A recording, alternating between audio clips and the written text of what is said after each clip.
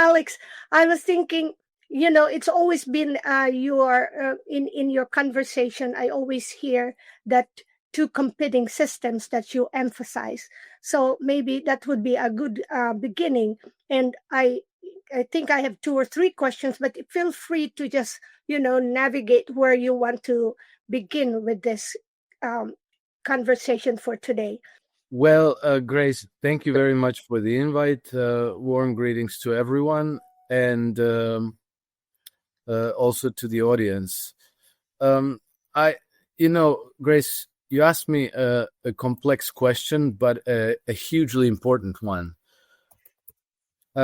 So I think that I'll start with the open with the British system of open trade. I think this was even officially inaugurated at some point. Maybe I'm speaking off the top of my head, but I think it was in 1825 when the British Parliament maybe even passed a resolution adopting absolute free trade.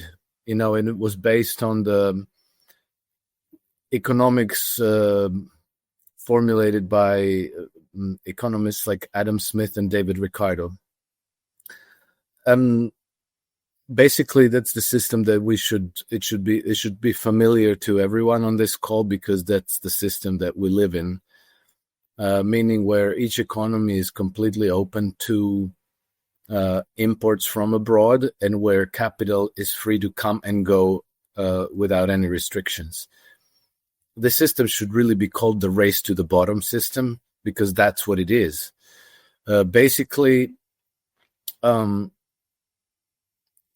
your domestic economy is fully open to imports from abroad, which means that your domestic producers can only compete if they have if they can produce the cheapest product at highest quality.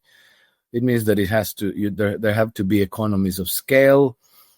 Labor costs have to be low. Input costs have to be low. Everything has to be low. What does that mean? Well, for input costs to be low, including labor, means that people who work, they can't have very generous salaries. They can't be paid high wages. They can't have significant healthcare, education, and other benefits, child care. They can't have generous pension plans. Everything has to be slashed to the maximum. You can't afford environmental protections because those cost money. So, the country or region that does away completely with all environmental protections, well, they will be able to turn in the cheapest product.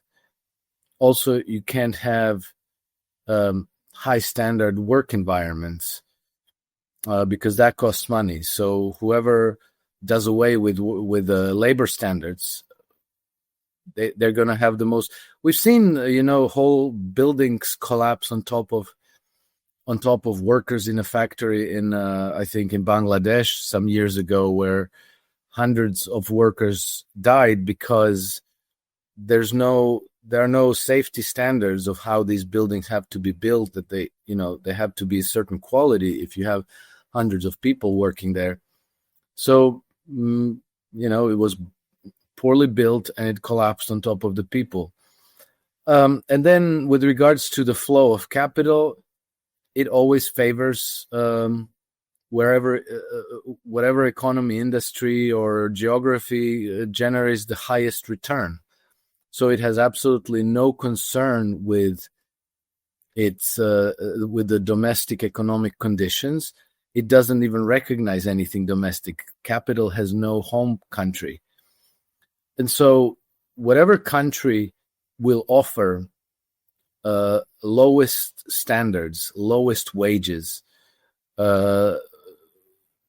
least environmental protections, and all of this, they will attract a lot of capital because they will be able to be competitive in the eyes of international capital. And then, the products will be forced on other nations that have to accept them, because if they don't accept them, then they get accused of isolationism, of protectionism, and so forth. So if let's say if I'm a producer of something, whatever, let's say I produce these cups, these tumblers, whatever, and it cost me $10 to make one. And then, to make a profit, I need to sell it for $15. Well, I might have a business. I might be able to employ people. We might be able to ship a few hundred or a few thousand or a million of these things across my country. But if the economy is fully open to imports, then maybe, a producer from Bangladesh or from China will come in and they will sell them for $5 a piece. Well, then I don't have a business at all. I can't produce anything. I can't hire people.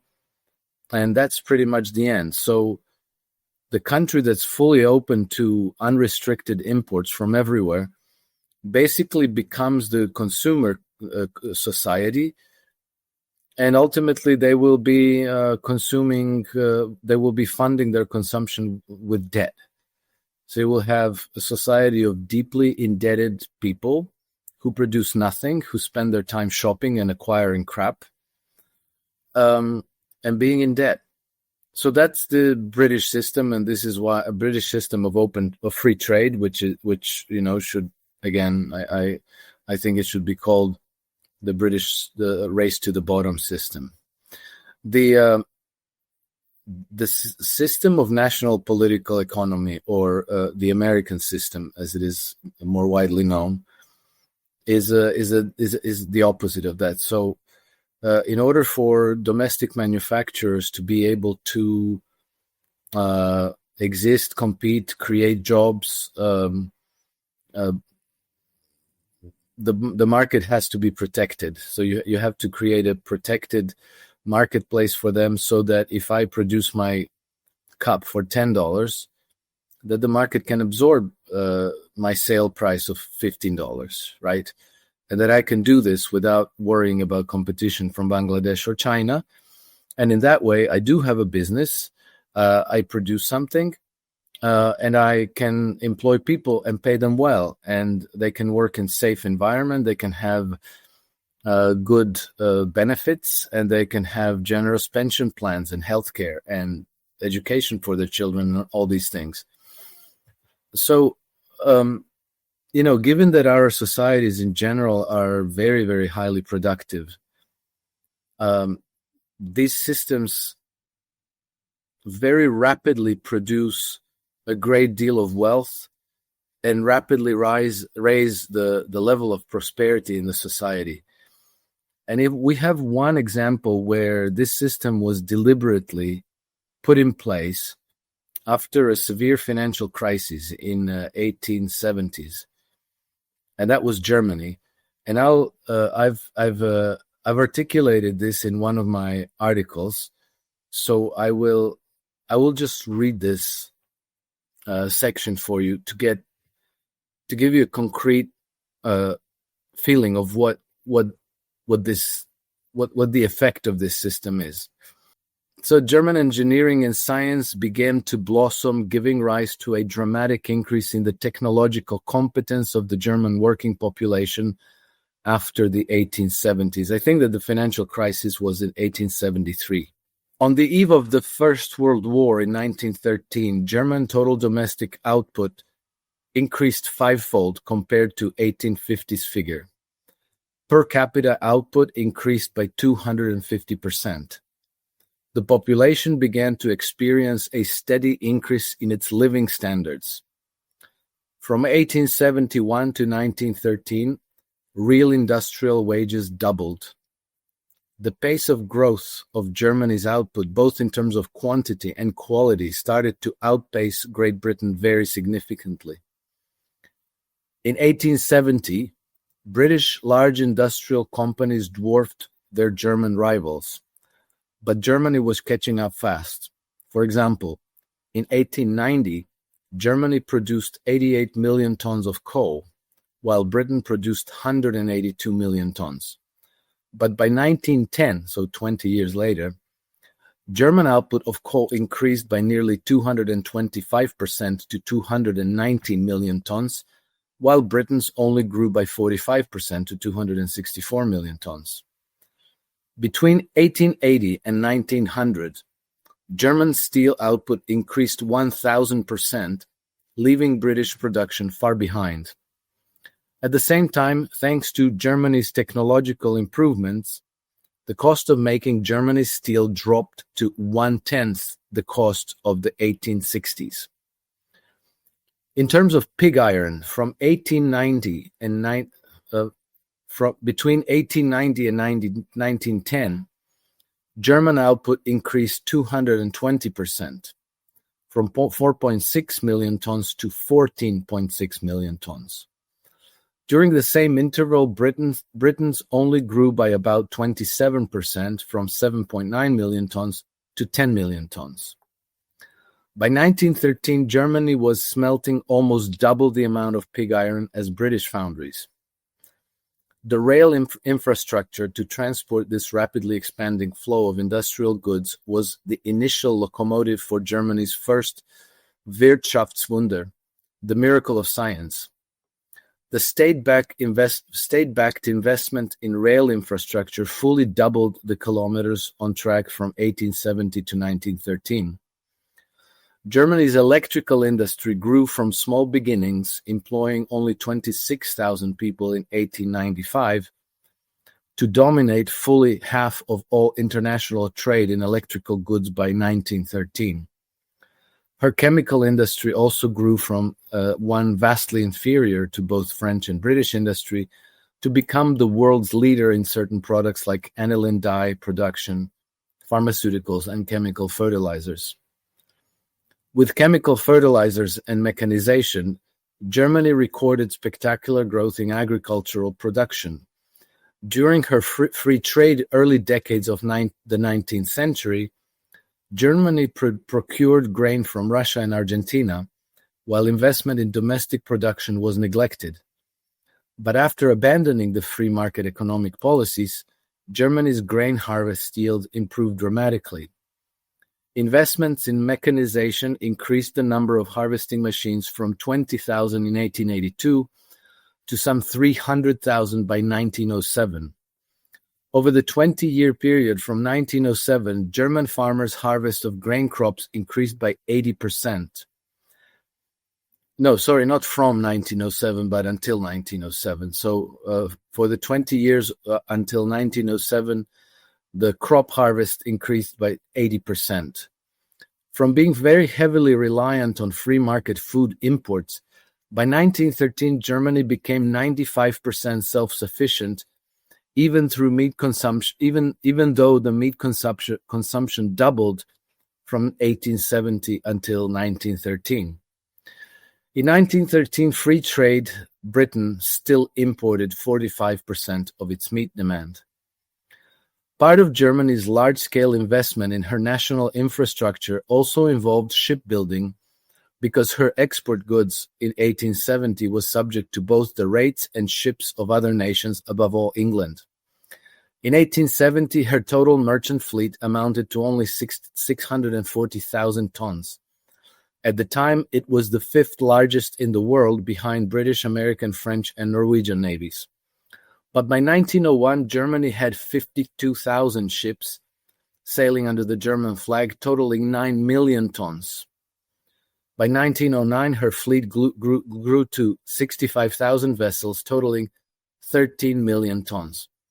So we're talking about a growth from 640,000 tons in 1870 to 13 million tons in 1909. By 1914, the German fleet was the world's second largest, just behind England, and gaining rapidly. Least economic reforms also had beneficial demographic effects. Germany went from a net emigration country in the early 1800s to a country with strong population growth, and by the end of the century, between 1870 and 1914, Germany's population increased almost 75%, from 40 million to more than 660, from 40 million to 67 million people. So that's the end of that summary. And I think that what is evident here, that by applying this system in the space of maybe 20, 30 years, Germany went from a typical languishing economy dependent on imports that we would recognize today to an economic superpower, rapidly gaining on Great Britain in every way, including growth of prosperity, standard of living, national infrastructure, and even population endogenously. So when you understand, and this is a secondary effect of this system, when you understand what has been done to Germany, because the British realized they were being outcompeted. They realized that Germany was emerging as a power that could rival Britain. They were worried that Germany would become the world's leading naval power. They decided to destroy Germany, and that is what World War I was all about. And they did destroy Germany. And it's one of the most tragic stories of our history, that that this was done to a country because it was successful, not for any other reason. And sadly, we're still living with the consequences of that. Just amazing when we learned the true story. And earlier, before you came, you said, history, that's really, really bad. What all now is most important is we have to create our new history. So I guess part of it, I hope this conversation is helping us make our new history. Just one last thing, Grace, for your viewers, if they wish to find this article, because I didn't mention where they can find it. The article is titled "Germany's 19th Century Economic Miracle," dated 26 September of this year, and it's on my Substack called iSystem Trend Compass. It's available for free, so anybody can look it up and copy paste it, download it, whatever, if they wish to have all those details preserved. And in the iTrend Compass, that's on the Substack also, because there you have two Substack. Yeah. That's a Substack, because I also have that website. But well, if they put the title into a search engine, I'm sure it'll find it. So the title is Germany's 19th Century Economic Miracle. Economic Miracle. Okay, I'll make sure I'll post it here too. Thank you so much. Dr. Reza, please.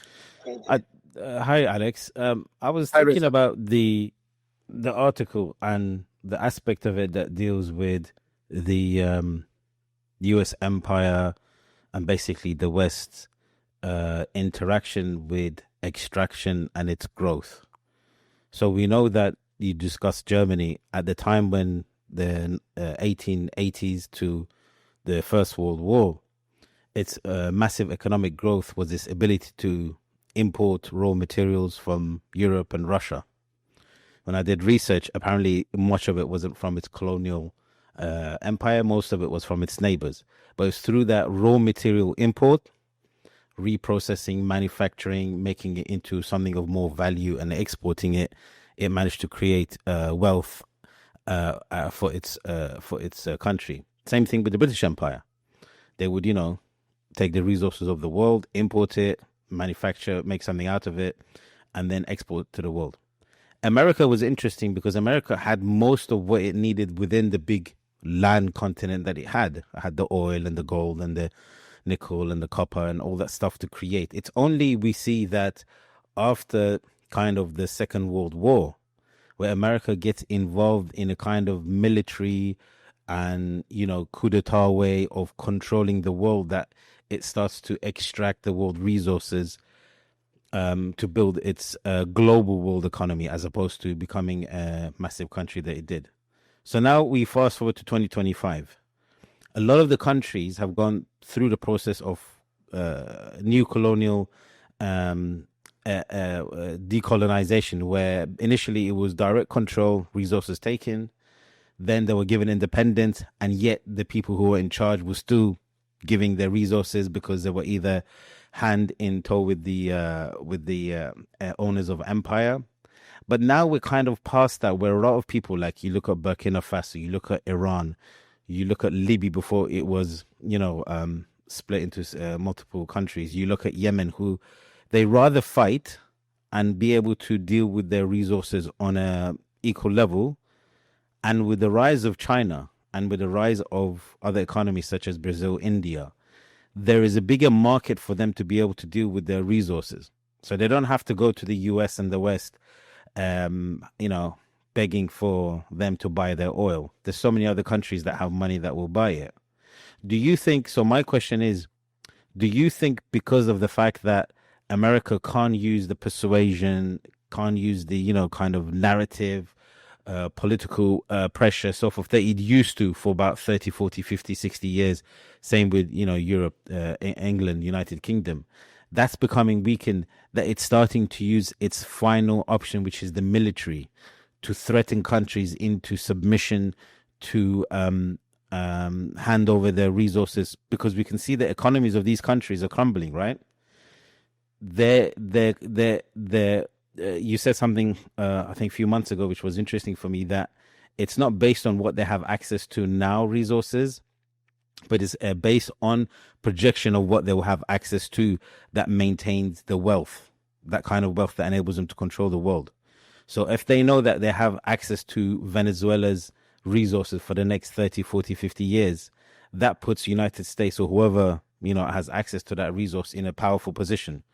When I say United States, I'm talking about the elite. Normal United citizens don't benefit from that. They're, homeless and don't have access to proper infrastructure, food and so forth, but the elites who have access to that.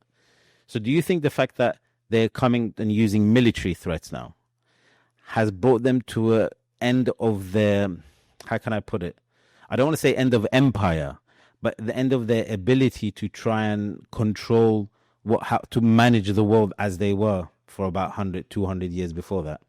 I personally think, Reza, that's almost like a personal choice.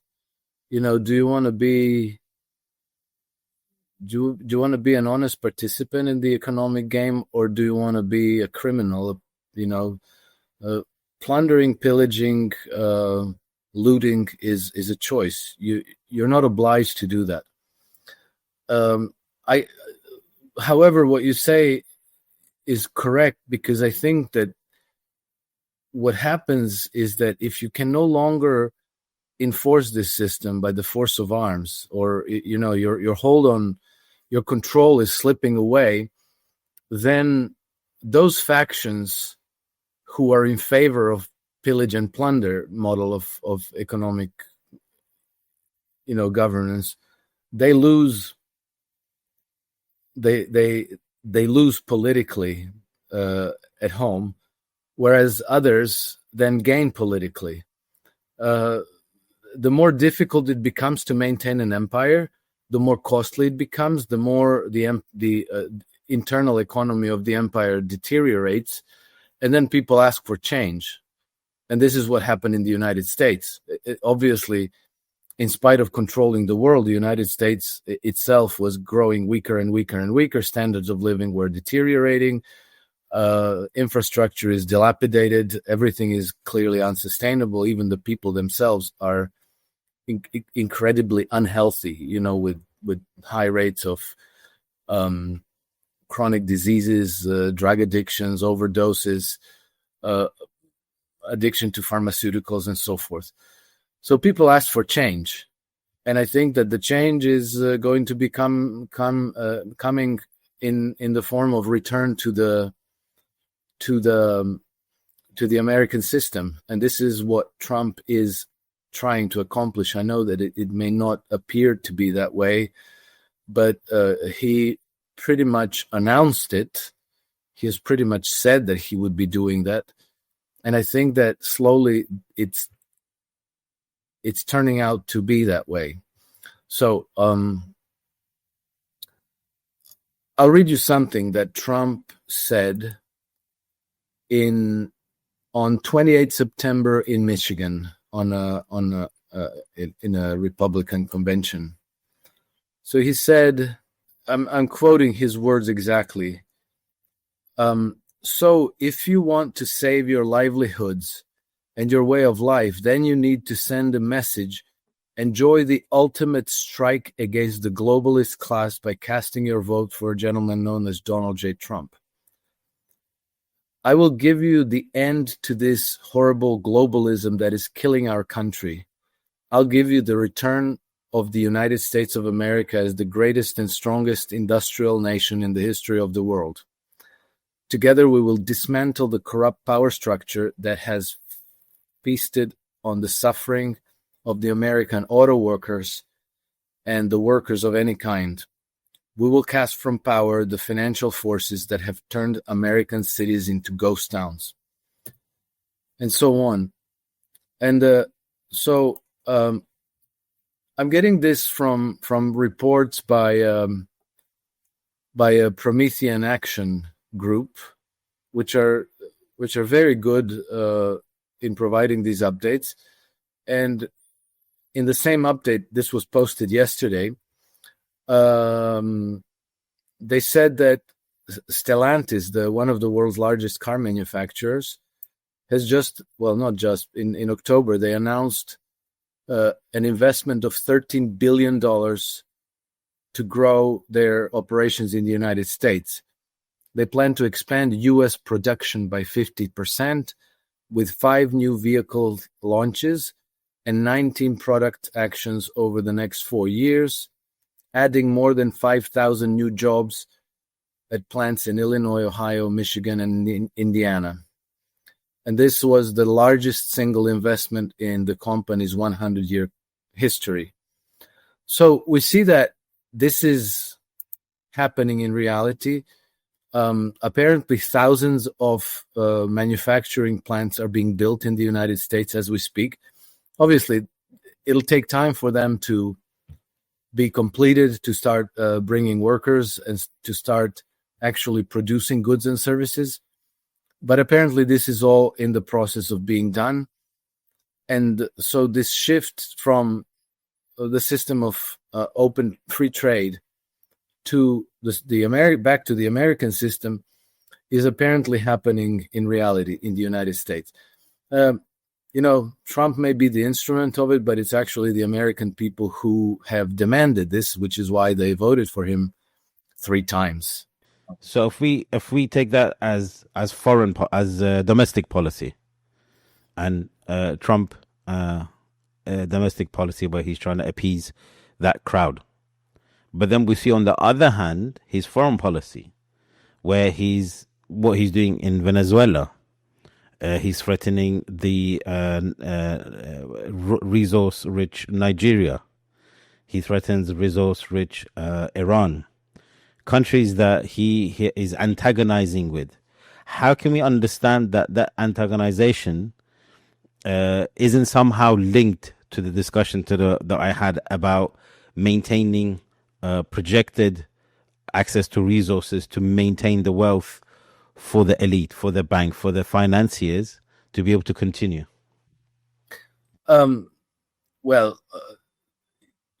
Like every country in the world, you can have access to resources by simply buying them.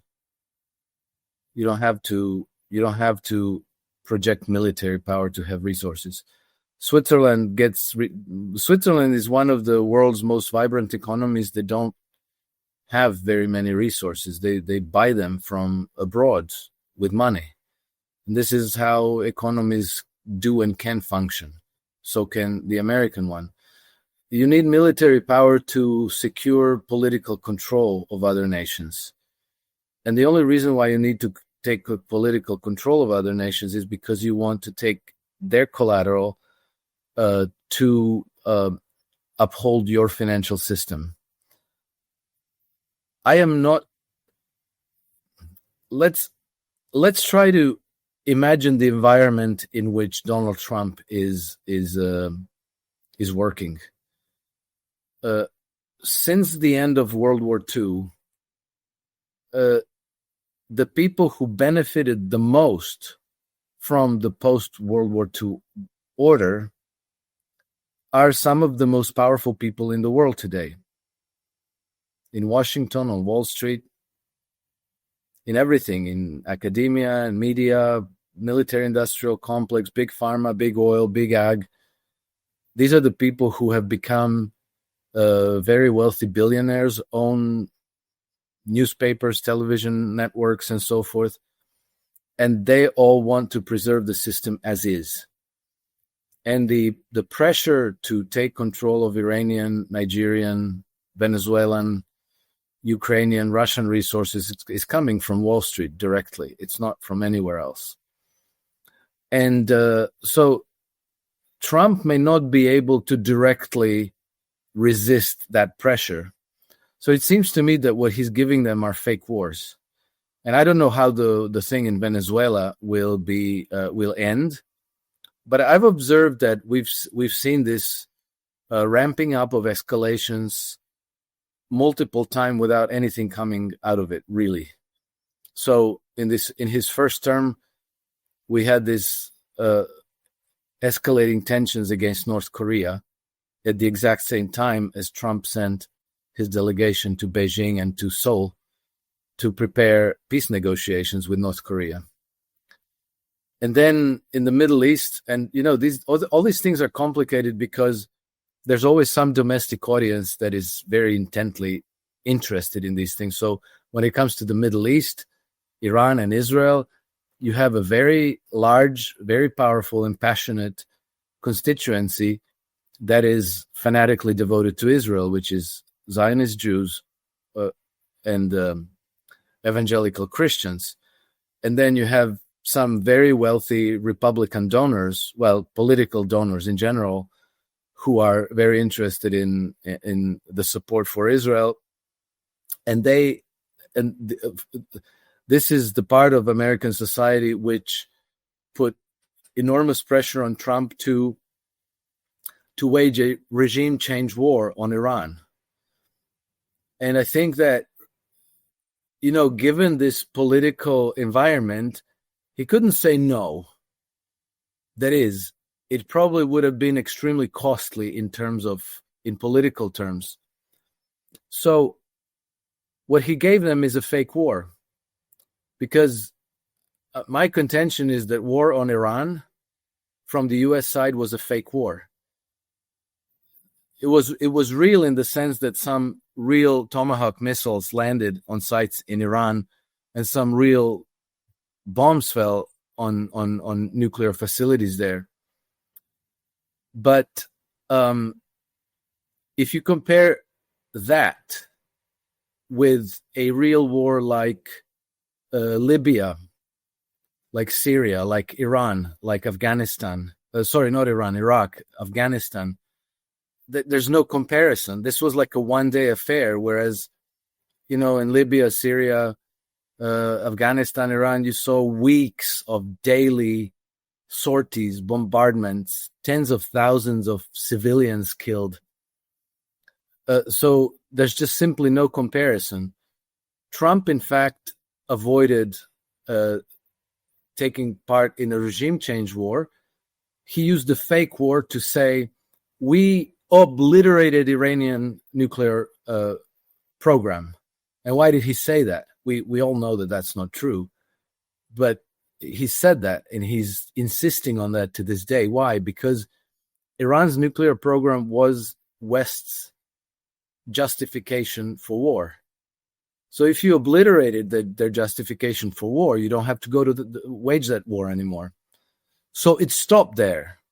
And for the time being, Iran is not in danger from the American troop. There may be, the Israeli government might still be hoping to renew that war, but it doesn't look likely as it did during the summer. And now we have Venezuela. Again, I suspected this was going to turn out to be the case. Big buildup of hostilities, intimidation,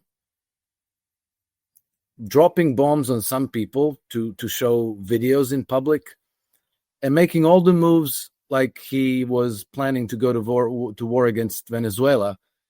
And now, just 2 or 3 days ago, we found out that Trump's people are already negotiating with the Maduro government. I don't know what they're negotiated, but at some point, I think we're going to find out.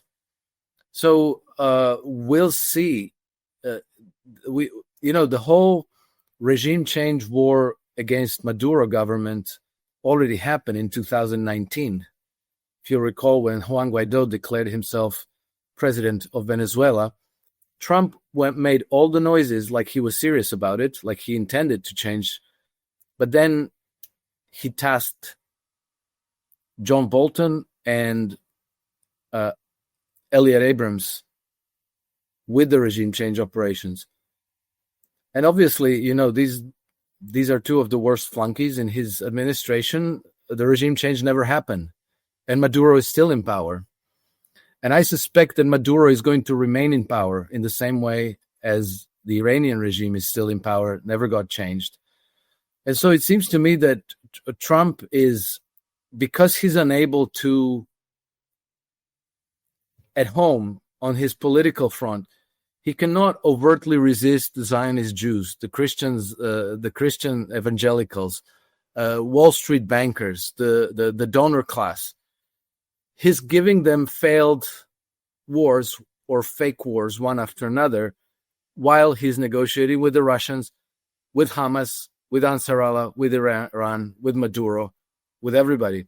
And then, this is long, but I'll wrap up. To me, the litmus test is Bosnia and Herzegovina. And the reason why I say this is because the British have been building up Bosnia and Herzegovina, which is, it's a small country in the middle of the Balkans. And they were building up tensions to cause a new war in the Balkans. Why? Because as their think tanks explicitly stated, the Balkans were intended as the second front in the West's war against Russia. So if you'll remember, in 1914, World War I started in Sarajevo, which is the capital of Bosnia and Herzegovina. So they were doing a rerun of using Sarajevo, of using Bosnia and Herzegovina as the detonator for the next European war, which probably this time around would be worse than World War I and II combined. And so everybody in Bosnia understood and was aware that it was the British who were doing it, because they were dominant as a foreign influence there, in politics, in security, in public relations, propaganda, media. They were all over the place. The place was crawling with the Brits. And so since war in Ukraine started, the tensions between the three constituent peoples, which are Croats, who are Christian Catholic, Muslims, and the Bosniaks, who are Muslim, and the Serbs, who are Christian Orthodox, the tensions were rising. There was just like one provocation after another, to make people feel very insecure and frightened, and to kind of prime the area for war. And then, since Donald Trump came to power, the situation in Bosnia started to mellow out. So the tensions diffused. And I was getting this through the news flow, through some comments by some politicians and analysts and journalists and so forth. But it was just basically people speaking their intentions, right? Their impressions. And then about 3 weeks ago, I was at an event where there was a member of the Serbian government, of the Serbian canton in Bosnia. And so I asked him point blank, is it true that situation has improved since Donald Trump came to power? And the guy shot right back. He said, oh, yes, things are dramatically better. The tensions have diffused. he said the change is like day and night. You couldn't do this by accident. This is not a random thing. You had to understand that there's a problem and then address that problem. He also told me that there were some lithium deposits there that the British were negotiating, and he said the British were very, very aggressive and very, how do you call it? Kind of unscrupulous about the way they were going about it. And he said, now we're negotiating with the Americans, and they're much more accommodating and much more reasonable.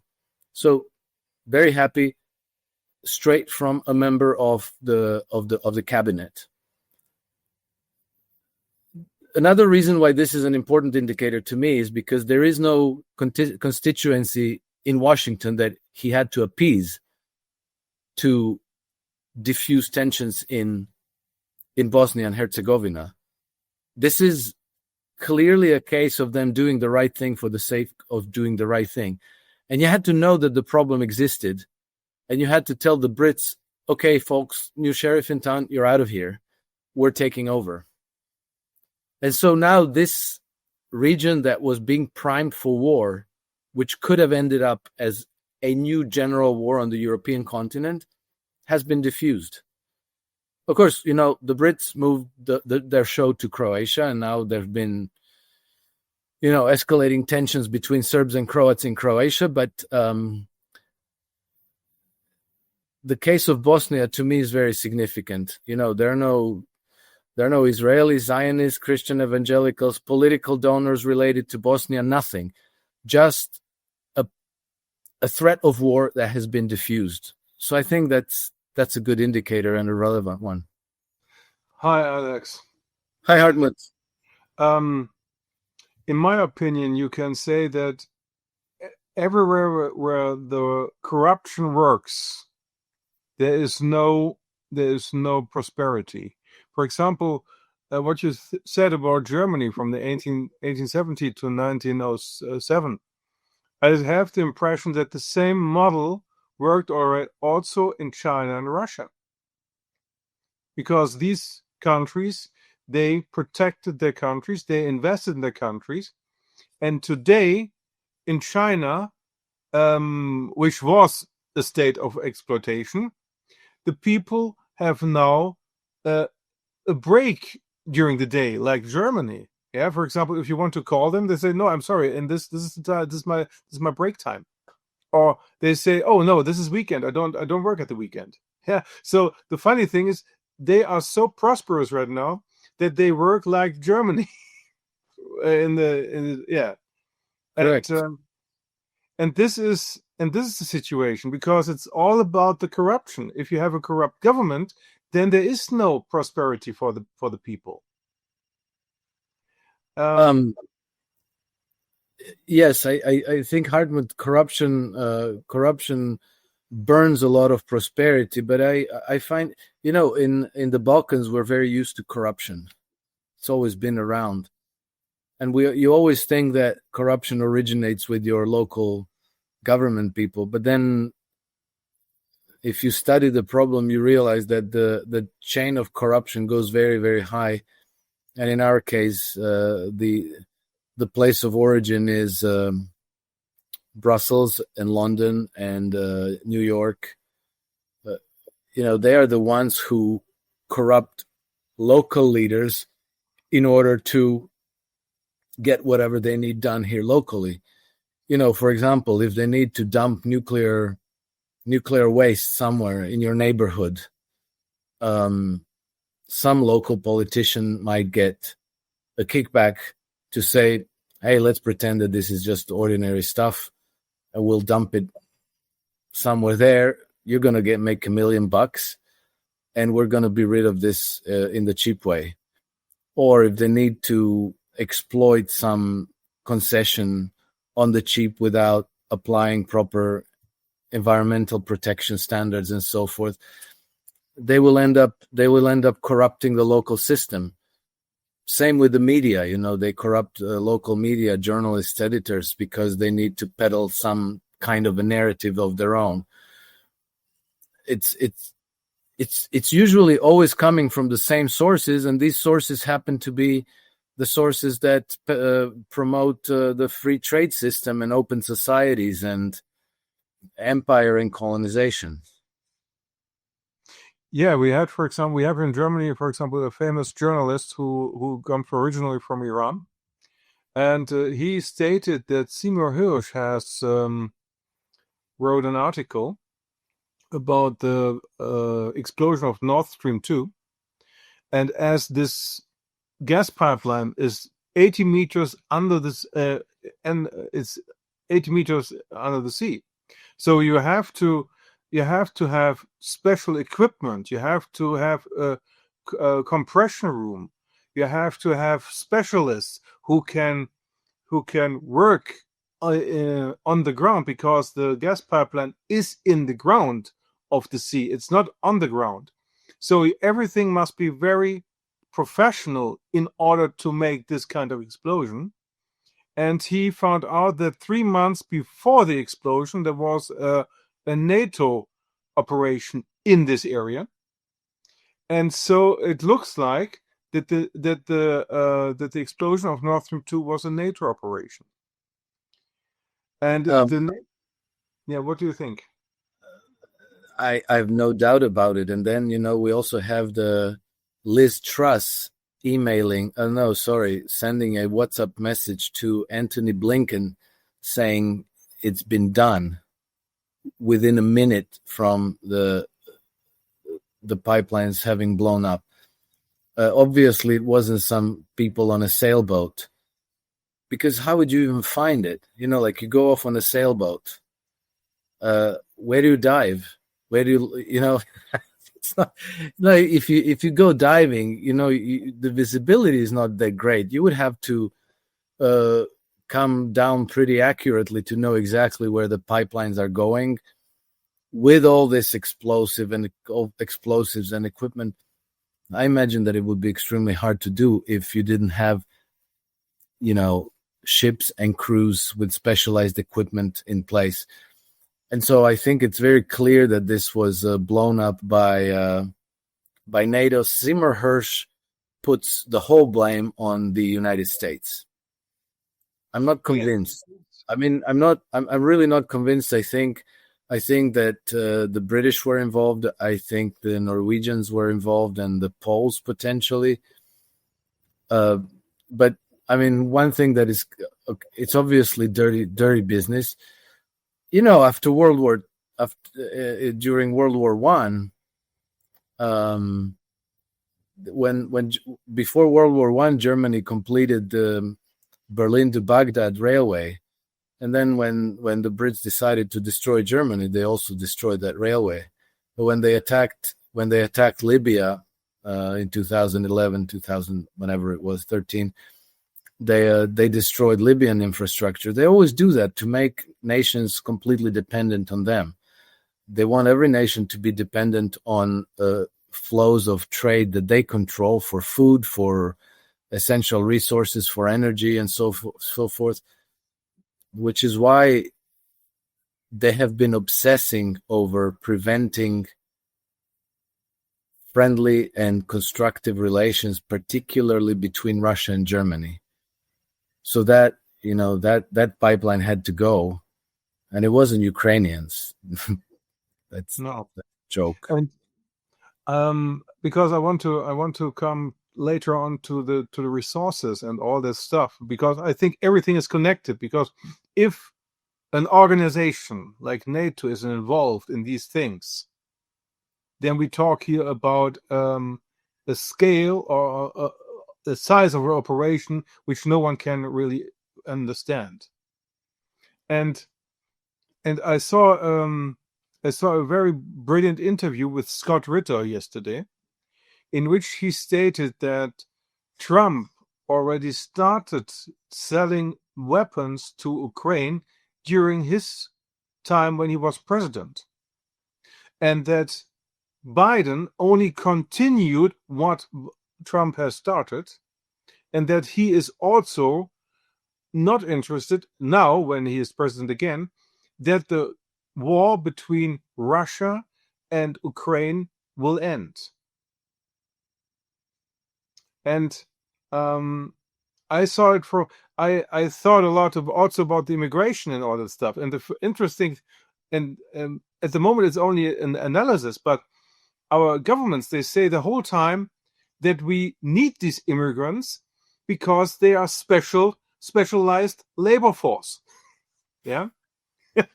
No, this is very interesting. And now I found out that that the politicians from a Green Party, they said that also not only the young people has to go to the front of Ukraine, but also the Germans who are between 30 and 50 years shall go to the front. And interestingly, only the Germans, not the immigrants.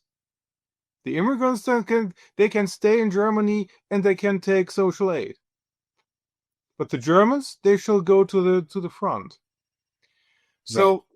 I'm telling this because, in my opinion, the big guys, they try to make a huge operation. On the one hand, they are transforming Europe, because if we are so close to a civil war, because we have deindustrialization, we have culture clash, and we only need the financial bankruptcy, and in that moment we have civil war.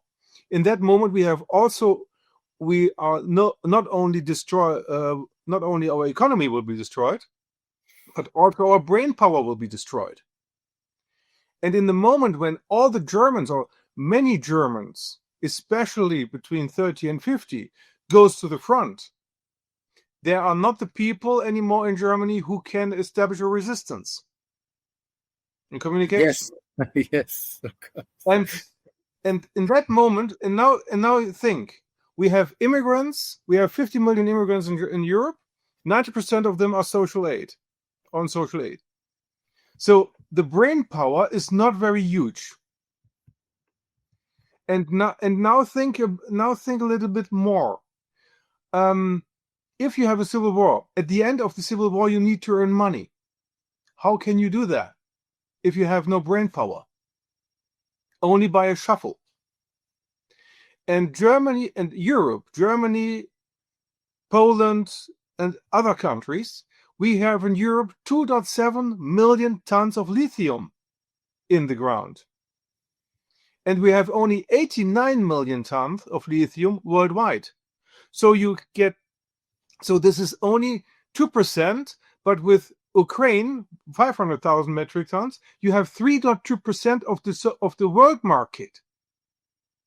And this is something which is, from the highest level, very interesting. So that you can also make a shift of a complete continent from an industrialized country to a deindustrialized country, Third World War, and give the people the shuffle. And at the same time, when you destroy the country, you weaken Putin by holding the war with Putin, because they tried, the longer the war goes with Putin and with Russia, the more difficult it will become for Putin to be in power. So the big guys, and I say UK, elite of UK, USA, and Israel, and maybe also the Vatican, they are willing to sacrifice Europe for destabilization of Russia and transforming Europe in a country for exploiting lithium and fracking gas and other minerals. Do you think it's crazy, or do you think this could be a good theory? No, I think that's a good theory. It is crazy, but it's broadly correct. Well, if Germany is a prosperous country with high standards of living, where people have good jobs, they're paid well, they have good career prospects, They live in nice places with, safe streets. They will not be very interested in going to war against Russia.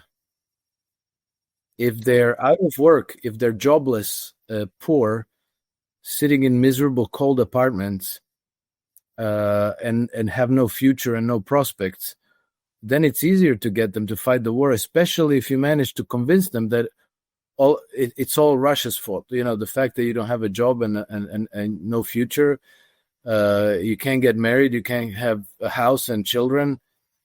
It's all Russia's fault, so let's go and kill Russia, And if you control the media, then that's easy to do, to persuade people. And then you're right, every time since the Roman times, when the social pressure comes to boiling point, they cry barbarians at the gate. And then all the 30 to 50-year-olds are sent off to war for big killing. So, that's exactly the group that is the greatest risk to the ruling establishment, because these are the people who might stage a revolution and a coup and overthrow the government and bring a new one. So you sacrifice them in very large numbers on some foreign battlefield. That's what they've done for 2,000 years. So they keep doing it.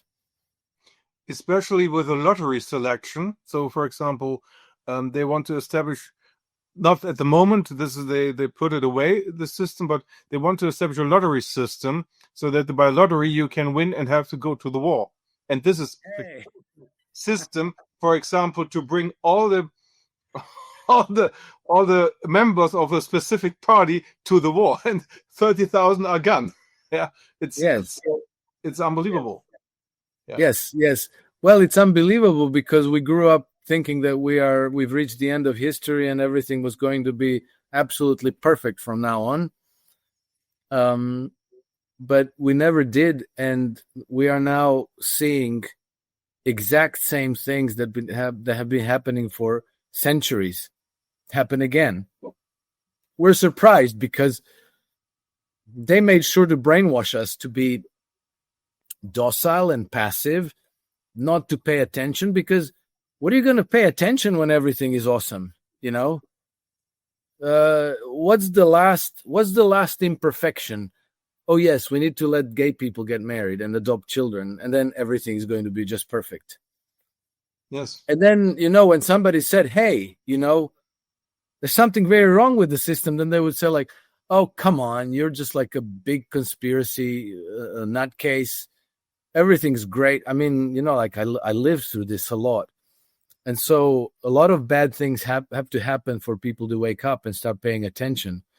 And I think that maybe, we were fortunate in a way that we had that pandemic, because I think that the pandemic woke up a lot of people, a lot, like a whole large chunk of society. I think that in the run-up to World War I, World War II, Napoleonic War, Crimea, U.S. Civil War, I think you probably had one person in a million who even understood what was really going on. I think today it's like a whole percentage of the population, which whatever it is enormous. And you can see that people in power are extremely vexed, that they want to figure out how to censor speech. The last time they gathered in Davos, they were saying that misinformation and disinformation was even more dangerous than Russia and Al Qaeda. So they're having a hard time maintaining control and keeping up the narrative, and that means that it's very hard for them to manage what they've done in the past to bring us all to war. They will try for sure. And I think that they are now deliberately destroying the economy of Europe in order to create high unemployment in general.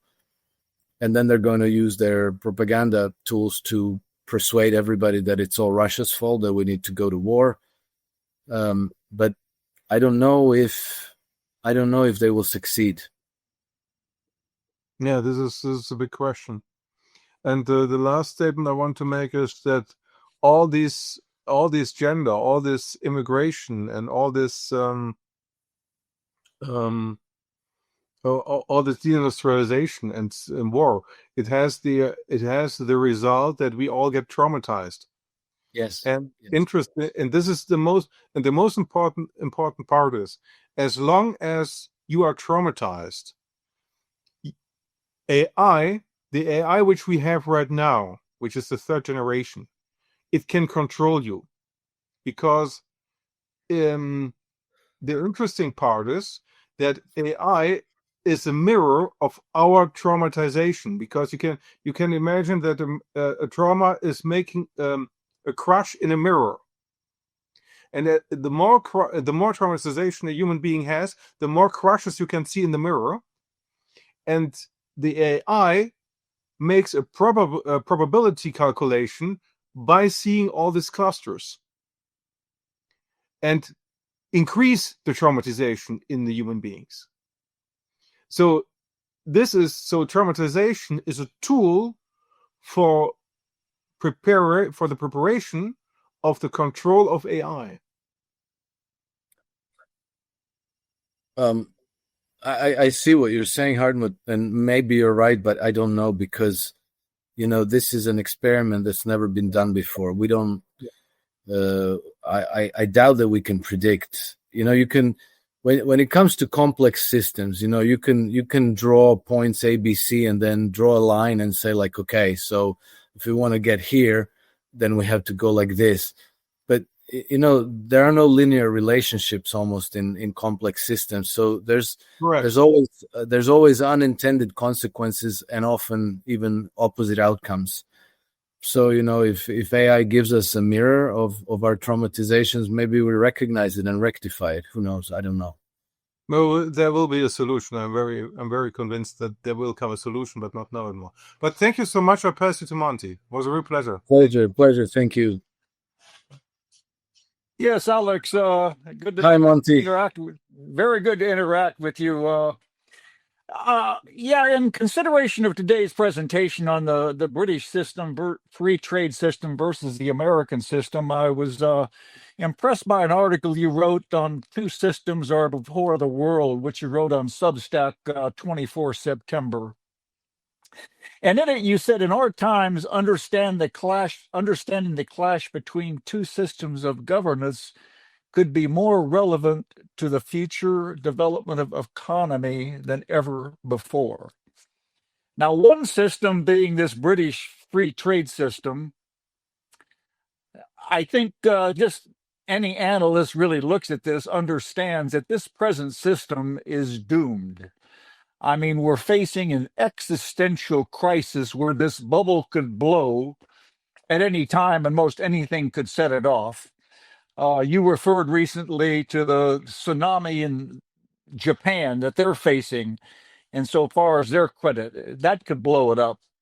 Any number of things could pop this bubble. It's estimated to be a $2 quadrillion derivatives bubble that we're facing, and a pinprick could set it off. And we're not looking at something like 2008 or even the Depression. I mean, there's a potential that this could plunge the world into a new dark age. Now, something equivalent to the 14th century dark age, where half of humanity was wiped out in Europe at that time. So we're facing an existential crisis where on one hand we had this doomed system, which is doomed to failure. But you make the point also that there is almost no debate as to the two alternative systems before the world. And the American system, related to its founding with Matthew Carey and the Hamiltonian system of political economy in the 19th century, which basically spurred the German economy, the European economy, Russia with the Trans-Siberian Railway, and Japan, is spurred us towards a means of production of actual physical development of the physical economy, manufacturing development, and so forth.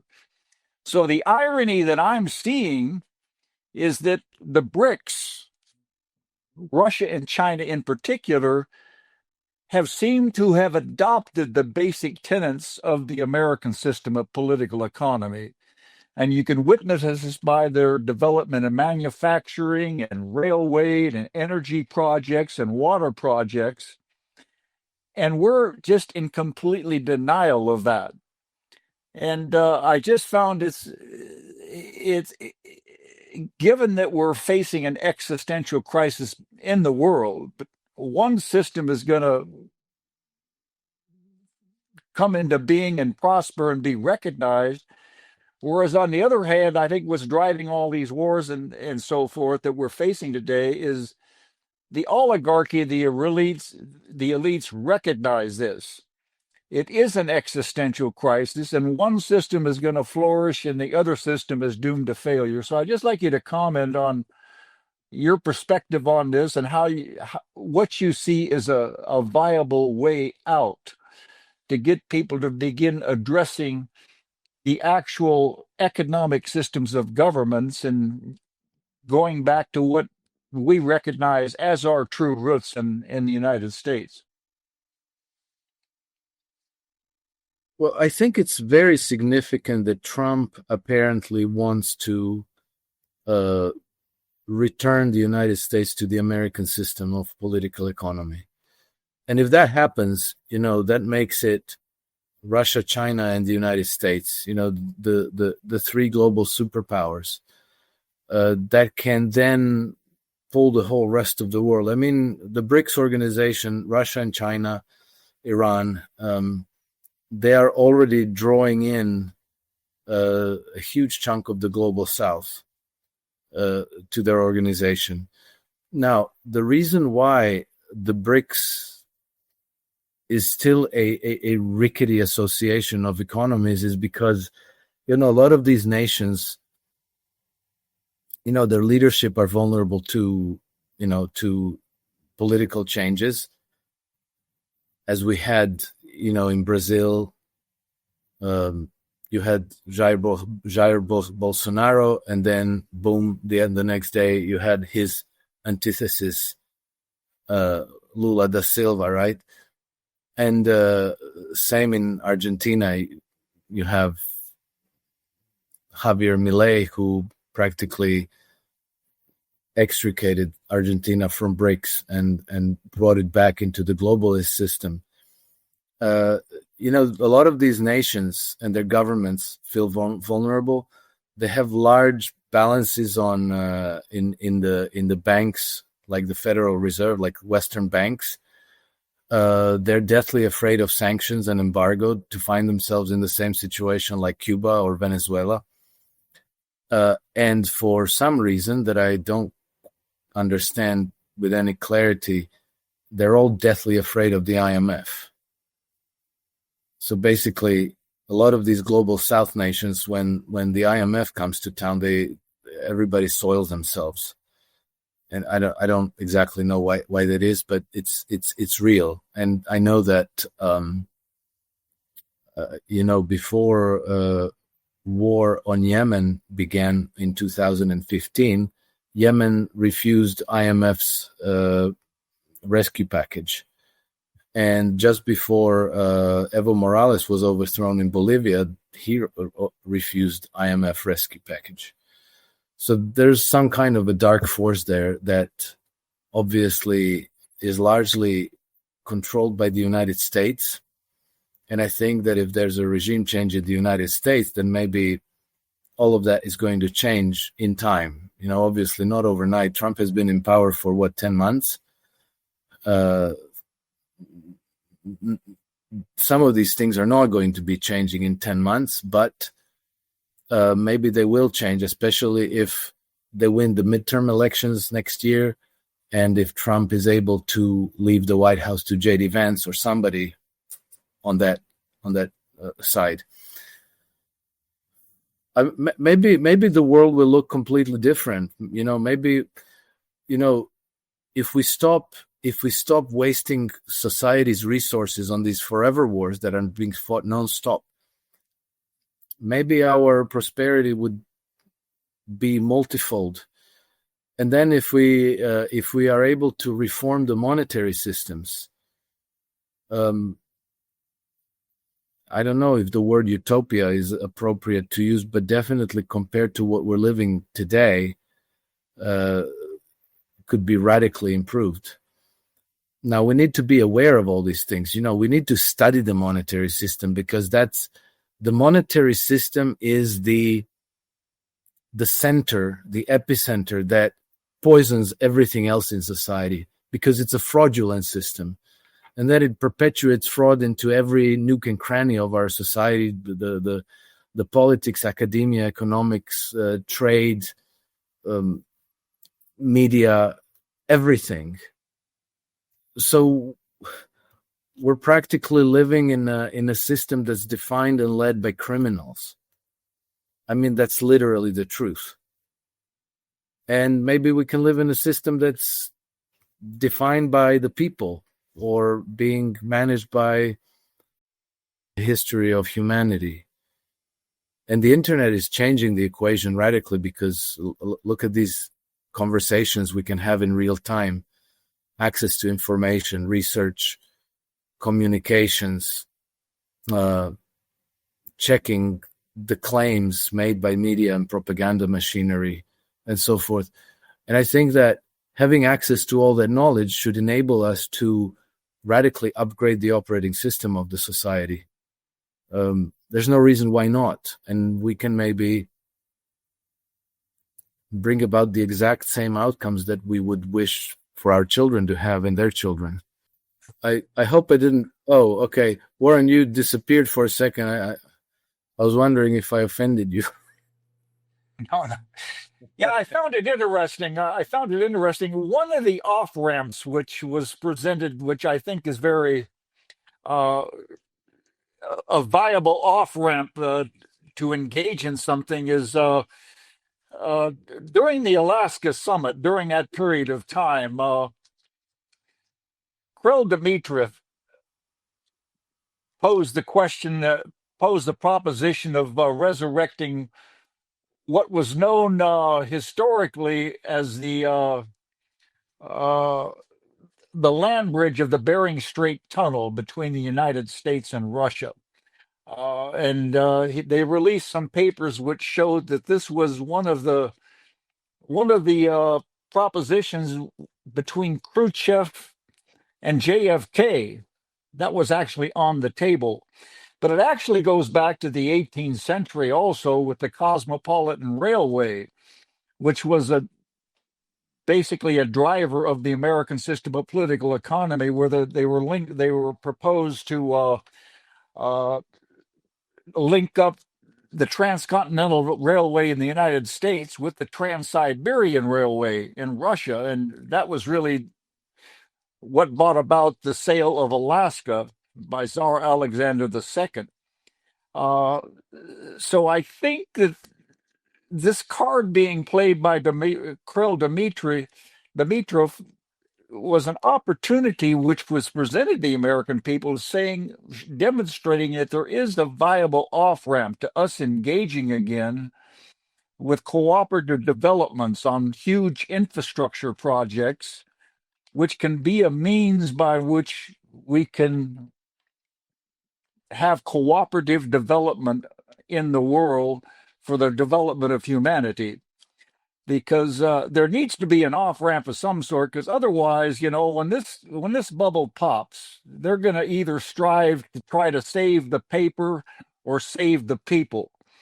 And the only way to save the people is to go through a financial reorganization of the world's monetary system, a bankruptcy reorganization, if you will, and try to pivot very quickly. And I don't think we're going to have much time once this thing hits, because society could be plunged into absolute chaos, civil war, the breakdown of delivery systems, of logistic systems for the delivery of water, food, power, jobs, and so forth.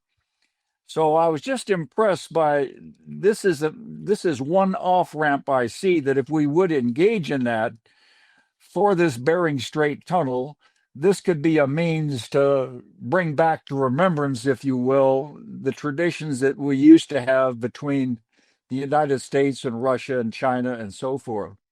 Could you comment on it? Yes, I agree with you entirely. Kirill Dmitriev, as it happens, just tweeted something extremely interesting, I think, a day or two ago. And he was pretty much announcing that there's a peace deal between the United States and Russia that has been negotiated in secret pretty much since Alaska summit, and on the basis of understanding that they reached at the Alaska summit. And then it consists of 28 points, which I think we don't know yet what those 28 points are, but they are divided in 4 categories, and they actually entail not just resolving the situation in Ukraine, but in bringing about the whole new security architecture for the for the whole Europe, which this tells us. And then another very interesting thing that Kirill Dmitriev tweeted just after the Alaska summit is he said that Vladimir Putin and Donald Trump will prevent the outbreak of World War III. And what I found interesting is that he didn't say they might or they should or they can. He said that they will. And so fast forward a few months, and he's talking about a completely new security architecture for Europe. And the Russian side is actually, they've expressed optimism about this. When was the last time the Russians expressed any optimism in any dealing with any Western counterpart, especially the Americans? So I think that we're at some inflection point where certain very, very important developments are going to be unveiled to us. And that tells me that the land bridge project is probably very much on the table. We've also seen that the Trump administration has been beginning to take control of the most important companies and industries in the United States, because the American system needs to be driven by the state. The Chinese are in their 20th, 18th, 19th, I don't know which exactly, 5-year development plan. They've had, I don't know how many, but a whole series of five-year plans defined and formulated by the states. Because, if a state is running certain developments in the nation, then you get 50,000 kilometers of high-speed rail networks in your country compared to 0 in the United States. And in his first term, Trump already commissioned a rail line to be built from Alaska across Alberta down into the United States. Well, nothing came of it because it was just private companies, and private companies, if they don't see a quarterly boost in profits, something that they're going to report to their shareholders and pick up high bonuses, they get discouraged. They just put capital to work somewhere else where it's easier or more remunerative. They can't do projects that, where the horizon is 20, 30, or 50 years. They do things that need to pay off in 10 years or less. And so it seems to me the Trump administration is also moving in the direction of giving the state a much more active role, not just tax and spend, but actually plan the development of the economy. So that's all very encouraging. And who knows, we might be able to see that land bridge built in our lifetimes. And we might have flying cars. The thing that intrigues me a lot, I don't know enough about it to be sure about this, but the Russians recently announced this Burevestnik missile, which has nuclear jet propulsion, which just who knew that those three words would even go in the same name? But they built it, and they tested the engine on a 14,000 kilometer trajectory, which is absolutely amazing. So what if this technology can be adapted to civilian aircraft, small aircraft, trains, cars? That starts to sound like the Jetsons. So, we might be at the foot of very important transformations, but I think that this imperial oligarchic system has to be defeated completely. They will never stop doing what they do, fomenting wars, destabilizing nations, using war and terrorism, forcing everybody into a race to the bottom. And I think that once we know what we're doing and defeat this system, I think that humanity can blossom into its fullest potential. Who knows?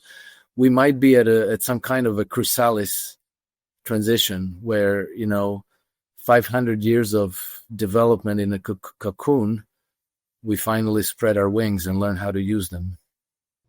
I think we only have a few minutes, but before we all sign off, we mentioned Russia a few times.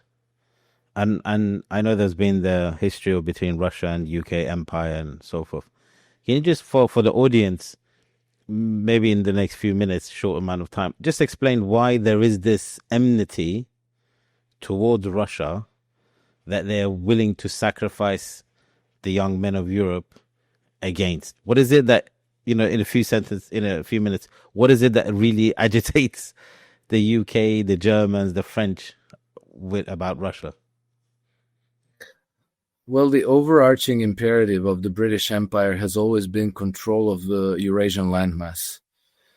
And so they cannot tolerate a rival power on Eurasian landmass that can, reject and refuse their diktat and control the use of their own resources and their own financial capital. And so, in order to be able to control Eurasian landmass, they need to eliminate Russia. At the same time, Russia itself is the world's largest treasure trove of natural resources, which is estimated at between 75 and 90 trillion US dollars. So, if you got control of that, that could float up your financial system for, another 2 generations. That's a whole lot of collateral in which to issue credit. And then, Russia also has military power, which you could then use against China in the same way that Ukraine has been used against Russia. If you got control of Russia and you put your own Alexei Navalny or Juan Guaido or Boris Yeltsin, somebody like that in the Kremlin, then you could, after I don't know, 5-10 years, you could turn Russia against China with all its military power. And then you could regime change China as well. And then you rule the Eurasian landmass. That's their objective. And that's been their obsession for centuries, literally. I mean, I've looked at the history of Western attacks on Russia, and they actually started during the Crusade in the 12th century. Because, Crusades went to the Holy Land, but what they forgot to tell us that there was also a thing called Northern Crusades, where, the popes in Rome encouraged bishops and nobles of Germany and Poland and Latvia to run military campaigns into Russian lands. Russia wasn't a thing at the time, but, there was kingdoms and principalities. They have always been extremely wealthy. And so there was always a lot to plunder and pillage from there. And that never stopped. You had the Polish invasion, you had the Swedish invasion, you had Napoleon's invasion, Hitler. You had many attempted regime changes, trying to install an imposter king on the throne in Moscow and so forth. This practically never stopped for the last 9 centuries. And so Russians are very used to being on the receiving end of hostility and sabotage and invasions from the West. and I think that the chief instigator of all that is London, is Great Britain, because I think that we're still living under a British Empire. It's transformed. It may be even transferred the seat of its power to Washington, D.C., but I think that the philosophical, spiritual, strategic headquarters is still the city of London. And they have an undying obsession with Russia. The wealth of Russia is such that, in spite of all these plunders and pillages, in the run-up to World War I, Russia still, and in spite of, Britain plundering the whole rest of the world through their colonialism, in 1914, Russia still had the world's largest gold reserves. And then when the Bolshevik Revolution happened, most of that gold ended up in New York and London, to the point that from November 1917, when the Bolsheviks took over, until 1919, the price of gold in the world dropped by more than half. An unprecedented thing in the history of gold prices. That's how much gold they looted from Russia. And that wasn't even the end of it. That was just the banks and the state treasury, and Admiral Kolchak's gold, which was about 650 tons. Then, after 1921, they started looting the Russian Orthodox Church, which had a lot of gold because they had, a lot of these things, icons and crosses and stuff. Hundreds of tons of gold. They plundered all that too. So, Russia is if you're a pirate, if you're a criminal, Russia is always your top target.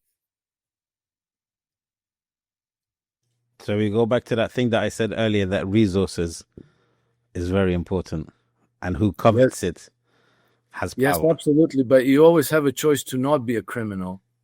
That's the ideal, but the reality is the world is such as. Thank you so much, Alex. Great pleasure to join me today. Yeah, thank you, everyone. Alex, please invite our audience to where they can connect with you.